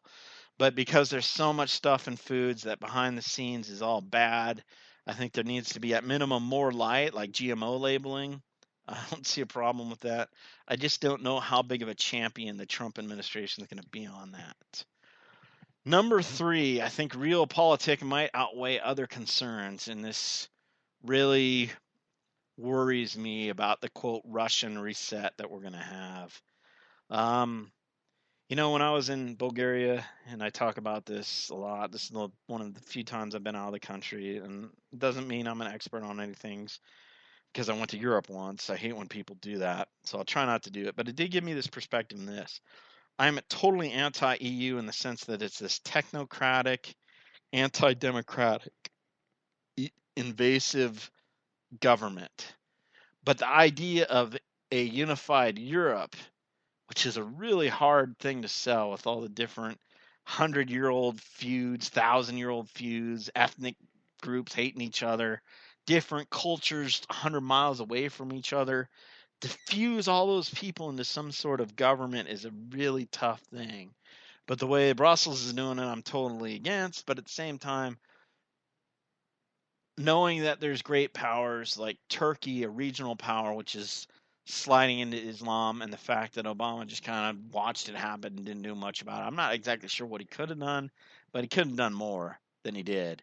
And watching NATO's southern flank with an extremely powerful military become Iran too, it's not, I mean, it's obviously not at that point, but it's the direction. Every day I see articles about Turkey purging out, another couple hundred military officers, letting a couple hundred academics go. It's almost a daily thing where they're Islamifying. They're redoing their constitution to give Erdogan almost dictatorial powers, or Erdogan. I always pronounce his name wrong. All bad. But I worry that Trump will be like, we're going to get along with Russia. And the Russians go, great, we're going to get along with you. We're going to share intelligence. We're going to be, everything's going to be great. Trump's going to go, okay, we're going to lift the sanctions. Russia's going to be, there's going to be all this kumbaya. We're going to have all these great relations with Russia. And then all of a sudden, Russia invades Latvia. It's like, wait a second, what's going on? Well, we had a couple hundred tourists there, and somebody took a slingshot and shot a rock at one, so we've got to invade the country, make it part of the greater Russian Commonwealth in order to protect these 100 tourists. I totally see that happening. And I think Trump is dead on in the fact that he's like, NATO's obsolete. All these countries aren't paying for NATO. That's the art of the deal. That's laying a worst case scenario out. Now let's bargain and meet in them, somewhere between the way it is now and totally getting rid of something. I think Trump is really pushing for NATO for countries to spend at least 2% of their GDP on military spending, maybe more closer to like 3, and basically integrating and defending themselves. If the Europeans want to be big boys, I mean, it's kind of sad because obviously we don't want Germany remilitarized and Japan having nuclear weapons and remilitarized, though Japan seems to pretty much got the error of their ways. If you've ever been to Germany, I only went through Germany once, but you just look around, these people are still very prideful people. Not all Germans. Some Germans I'm sure are great, but it's like, I'll just say it. How many times have you guys got to get your ass kicked in a war for you to become not thinking you're the center of the universe? And I'm half German, so I can get away with saying that a little bit. It's just like, so in one sense, it's good that America's paying for the defense of Europe because it keeps all these countries from militarizing, and then when they have militaries, they're not going to fight each other. All Kosovo and Serbia are about to go at it again. So that's a good thing. But the thing is we've got a $20 trillion deficit. Our military needs to be recapitalized. We got problems. We can't keep floating everybody. So you guys got to at least step up a little bit. And I think that's part of Trump's plan. But I worry he might go too far where in order to focus on domestic issues, which drastically need to be focused, everybody's like, oh, Trump's going to become an isolationist. We're going to get another whoa, whoa, whoa. The people that are saying that are saying it for the wrong reasons because they're really saying, well, he's against globalism, and the people who fund my paycheck for my think tank are all companies that benefit from outsourcing American labor. So they're kind of like snakes that are saying it for the wrong reason, a lot of them. But the sentiment could be true. It's like, again, Trump could be, Russia's playing kumbaya, Iran's playing kumbaya, then boom, something happens. I worry about that. I think it's a legitimate concern. 1, 2, 3. Number 4, I don't see too big to fail government-supported entities and cronyism going away. I think like some of it will. Like I think green cronyism, which is a fascinating thing that the left came up with, where some company says that they've got this green technology that's going to be transformative and change how we get power and whatnot. So the government gives them millions of dollars in loans and stuff like that. Those companies tip back generously into those politicians that arranged all those loans, campaign coffers. Then that company goes belly up, and all these CEOs and stuff that ran that company have already put all their paychecks in their wives' names or off into Swiss bank accounts, squirreled it away where the IRS can't get it. They go belly up. They're rich. The politicians who funded them are rich. The people who are on the hook are the taxpayers or future generations because, we're $100 billion short. Let's call the Federal Reserve and have them add a zero to our account. Craziness. I think Trump will make some improvements there, but he's hiring the best and the brightest, and so do the big crony guys. So there's some permeability there between like Goldman Sachs and the Trump campaign. I understand it because you want the best, and so does Goldman Sachs. So just because a few people from Goldman Sachs are working for the Trump campaign doesn't mean that Trump is becoming a vassal of Goldman Sachs. But I just don't see the hammer coming down as much as I would like. And that's a problem. All right, here's the big one. The war on Islam is going, or Islamofascism, radical Islamic terror, is going to go big. It's going to go hot. Trump said it. A lot of times strongmen in the world, both good and bad, will come out in the beginning and tell you what they're going to do. And everyone rationalizes it away and ignores it. I think that's a huge mistake here. Trump came out today and said, I forgot if he said, exterminate, obliterate, whatever word, but he said radical Islamic terror is going to be destroyed. He's going to destroy it. That could lead to a huge war. And also, the Trump said he's going to move the U.S. embassy from Tel Aviv to Jerusalem. He said he's going to do it. He's repeated he's going to do it. Members of his cabinet have said he's going to do it. He's going to do it. And when he does that, the Islamic world's going to go ballistic. And there's going to be a huge flash there. That could be extremely bad. I think that it's a bad in some ways that has to happen because the Islamic world needs to realize it doesn't have veto power over Western civilization. It doesn't, this primitive cultures in some of these societies do not get to boss people around through thuggery. Only the U.S. can do that. Sorry, kind of true though. Hypocritical a little bit, but they don't get to boss people around and say, go crazy when stuff happens. And if they want a giant big war, they're going to get one and they're going to lose it. But there's a real big possibility that there could be a big war there. Another thing, what is this? 1, 2, 3, 4, 5, 6, 7, we'll say China. China's fortune is basically America remaining asleep, them stealing a bunch of technology where they can build up their military power so they can project power into the region and become a global superpower. I don't necessarily think they want the U.S. necessarily destroyed, but they want to displace us. Trump's going to push back up against that. Again, he's not going to let them a $500 billion trade deficit happen, all this technology and industry flowing into China. It's not going to be unchallenged. And that puts China in a bad spot. One of the appointees, I forget which name it was, already talked about challenging China on its islands. I mean, there's some big flashpoints there between the U.S. and China. And I don't think we should be afraid of the Chinese. I think we should be strong with them. But I hope that we can work things out to where there's not a war in the Pacific. And I think a war in the Pacific is we're looking at two big wars here, taking up the brush wars against Islam into an actual war, and also probably a brief flare up between China and the US. And the ramifications of both of those will shake the world. And the last thing, I forget what number it is, I think that Trump's going to disappoint slightly, is how far is Trump really going to go after the deep state?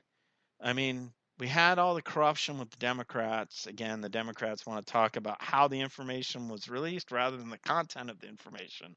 And there's a lot of corruption there. And then we have all these peddle rings, research Pizzagate. And if you think Pizzagate, oh, that's just made up, it's happened before, research Franklin Schools, check it out. I mean, you can do research, and me as a conspiracy theorist guy, there's only so far I can go with this type of stuff before I get sick and go, I don't want to know. But there's some dark, shady stuff going on. There's treason going on. There's pedo activity going. There's MK Ultra, huge abuse of people to make them servants of the deep state. When you start researching that, you wonder really how much of reality do you really understand? How much of what you see on TV theater versus what's really happening? And if Trump's legitimately who he says he is, he's going to go after the deep state.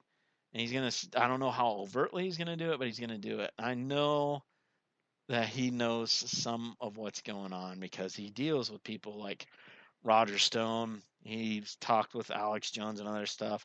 He has people, connections that are aware of the sickness of the deep state and how deep it goes. I hope he will pursue it. I'm not sure how far he will. All right. I'm going to check my dinner. I'll be right back. You won't know, but I will. And then we'll wrap it up. All right, bringing it home. Firstly, I apologize for this thing being so long. I should have broken it up in a couple podcasts, but in a way it's good because it shows things linking all together. So let's leave some food for thought. How can you make a difference? I think it's important to pray for Trump. I mean, people talk about him being assassinated. There's definitely lots of groups who don't like him. We're all in this together. If you really hate Trump, I guess pursue removing him through legal upright means, not through manipulation and evil doing. I think most of us are either skeptical, pro-Trump. I'm in the pro-Trump crowd. I think it's great. I think that God used divine intervention to get Trump in there. I mean, look at what he had to wade through to win this thing. I just don't see it happening unless God's using him for a purpose. That's my opinion. But anyway, pray for Trump, pray for his safety, pray for his wisdom. Just like he should have been doing for Obama. I'm guilty of not doing that as often as I should have because he was ideologically and the way he did things different than me. But I should have been praying for him. I did occasionally, but not nearly enough for his wisdom, for protection for his family. So I think everybody needs to do that regardless of where you stand. Pray for peace for the world, success for everybody, prosperity, go for pie in the sky stuff and then specific things. Here's some food for hot thought. And this is kind of scary to me, this scenario. I think things are going to get better. I think that, we do have the looming problems where Russia can gobble up some more of its empire. I'm not sure it'll be in our interest to stop them, which makes me really sad because I've got a heart for Eastern Europe, and I really am glad that they've went through the tough times, but they were free. And now that freedom's threatened by a distracted America with its problems, by Europeans squabbling internally rather than them forming a unified front to keep Russia out, and Russia being resurgent. It's a shame. And then China, there could be the big blowout flash war with China and the repercussions of that. And then there's also the moving of the embassy, which could help in a big war. In the Bible, there's talks about end time wars, the Psalm 83 war. A lot of people think that that's pre the rapture. If you understand what the rapture is, it's basically before God ends it all and wraps things up. He takes his bride out because the bad things that are going to happen are actually from God. It's not just sin in the world working through in general misery. It's God actually punishing. So before he does that, he pulls his people out. That's a whole nother podcast. But a lot of people think that the Psalm 83 war can happen, that this triggers it off. And there's a blog out there called Now the End Begins. It's an interesting blog. Southern Poverty Law Center, for some crazy reason, listed it as some evil site, which in my mind, I don't see anything bad of it. It's just a Christian guy who's talking about Bible prophecy, and I think he's got some interesting things to say.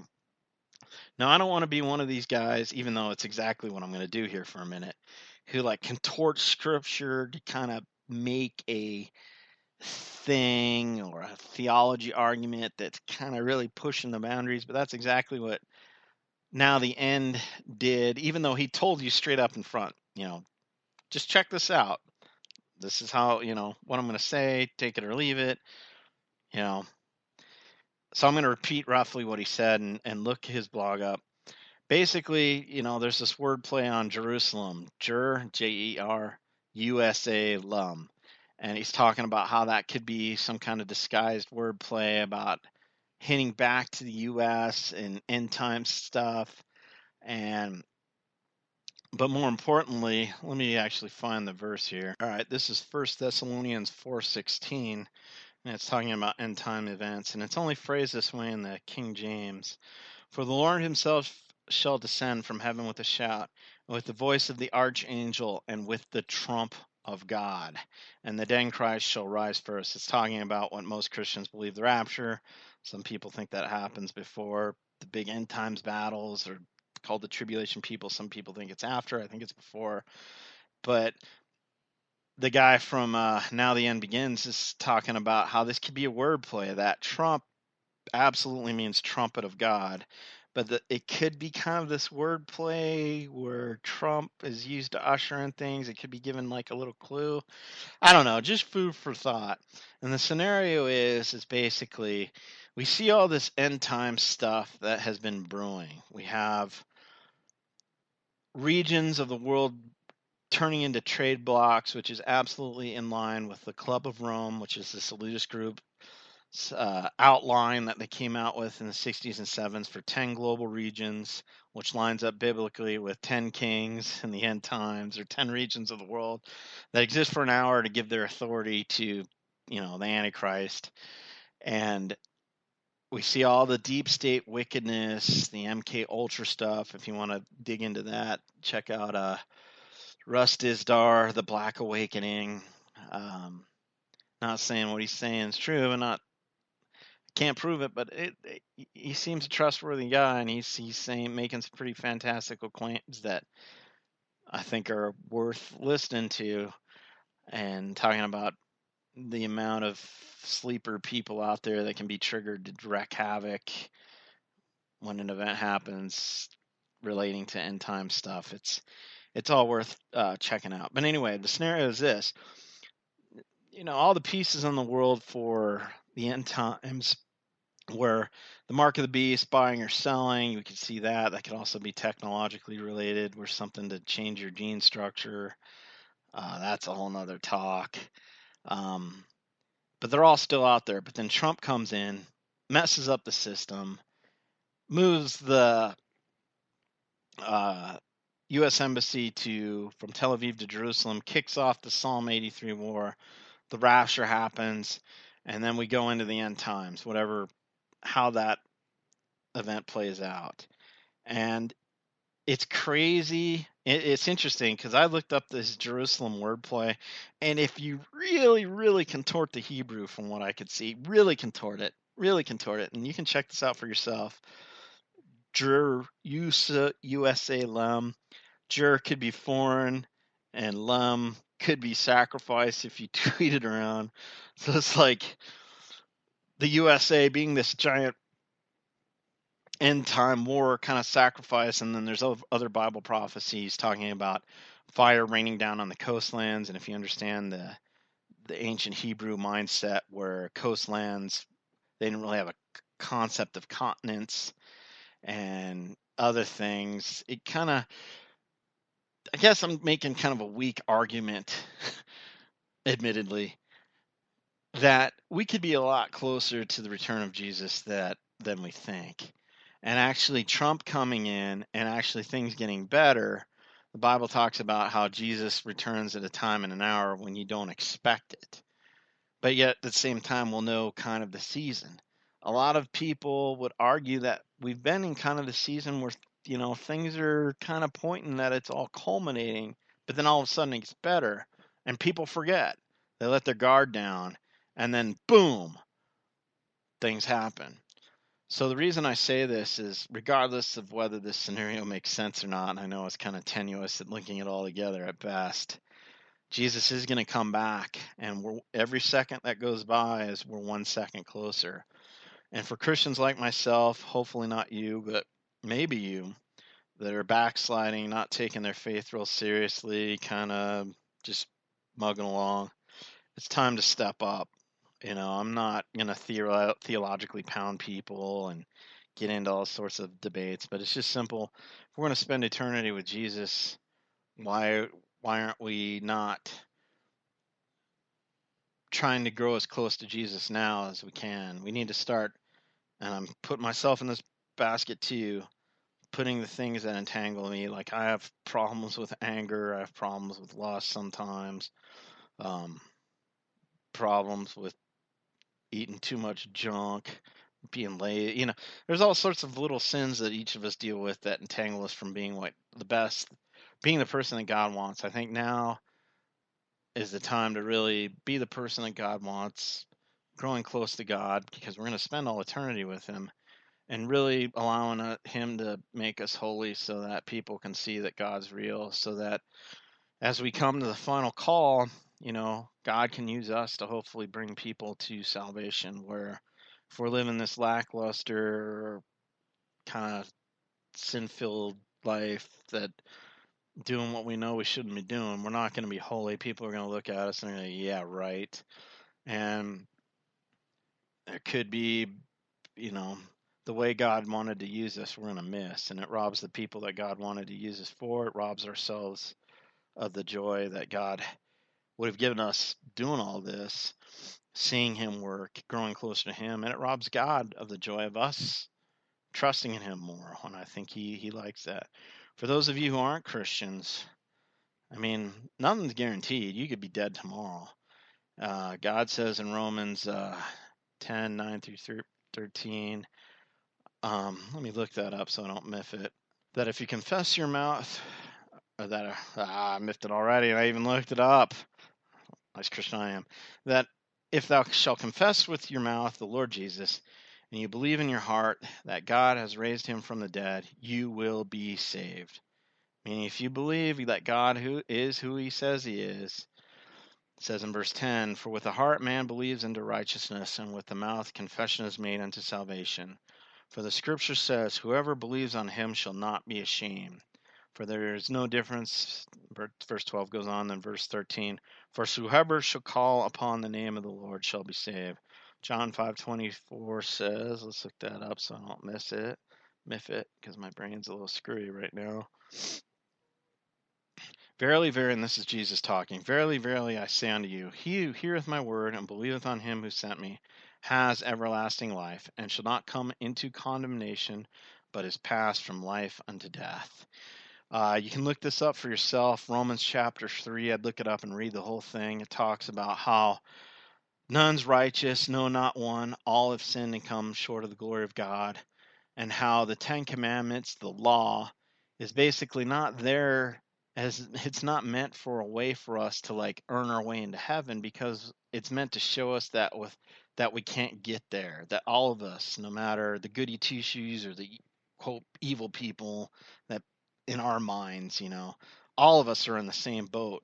All of us in thought or deed have failed and committed sin and have inherited a sin nature and are predisposed. We have a tendency, again, losing my language here, to do things that are evil, that are sin, and some of them are in thought, some of them are in deed, but all of us fall short, which would keep us, because God is a righteous judge, he has to punish every sin. Just, it's like you could do a bunch of good things and then you go out and murder somebody. You still have to pay the penalty for the crime of murder. The good stuff doesn't erase that you murdered somebody. Or if you are a good person but you go out and do speed and get pulled over, you still have to pay the fine. It's the same thing where we throughout our lives are sinning and doing evil, and all of us, if we're honest in thought and deed, have done evil at times. I probably do stuff daily. Well, there's no probably about it. I do. And so the law is there to show us that we fall short.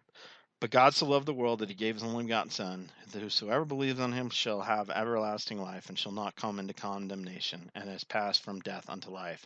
The concept there being that God knew we wouldn't make it, but he loved us so much that he came, lived his life as a man,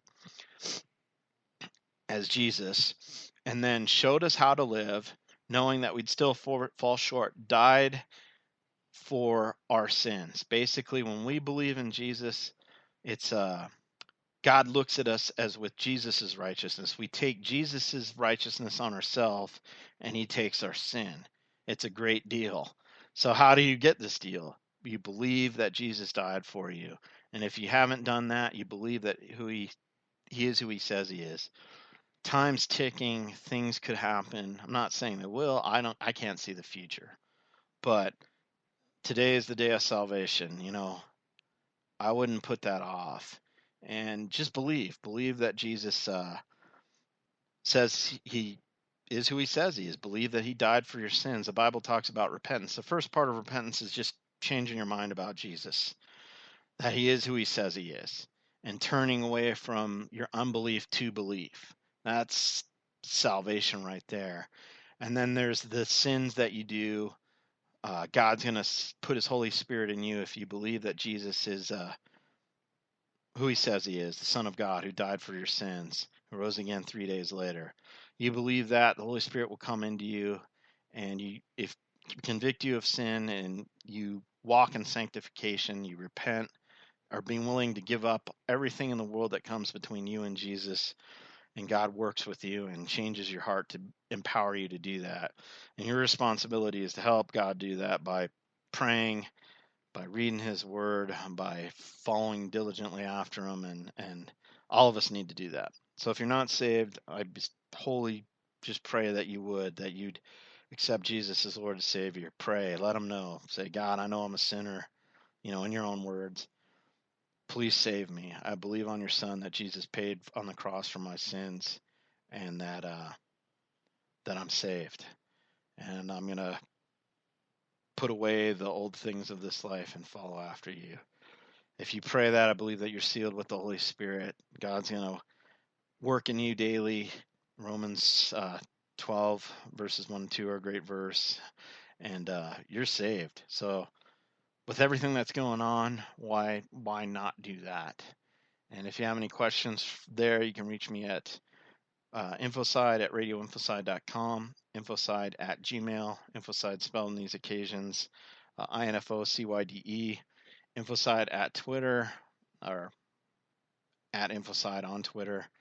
And I don't know. Sorry for this thing being so long. I should have been broken out to probably about 5 podcasts. And if you listen to this all the way through, I give you the infoside participation medal. Anyway, I wish you my wife in the background saying, "Where's mine?" She's stuck with me. She's got to listen. Anyway, God bless, and I appreciate. Have any comments? Send them to me on Twitter, the comments wherever this is posted. I'll do my best to respond. Good night.